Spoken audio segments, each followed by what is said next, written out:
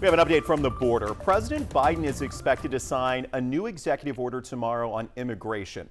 It would limit the amount of asylum seekers who can cross the southern border. And in fact, it would include a trigger to immediately shut down the asylum seeking process there at the southern border. This possible executive order comes as Mexico elects its first woman president, who's promising to work with the U.S. Reporter Rachel Scott breaks down how the order would control immigration.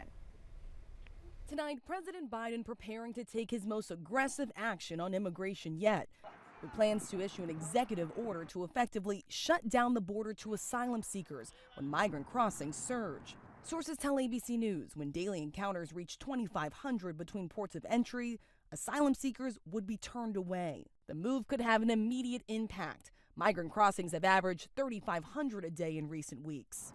The president, keenly aware that immigration is a top issue for voters, has been weighing on how he can act alone after Donald Trump urged Republicans to block a bipartisan deal their own party negotiated. There's no guarantee that I have that power all by myself without legislation.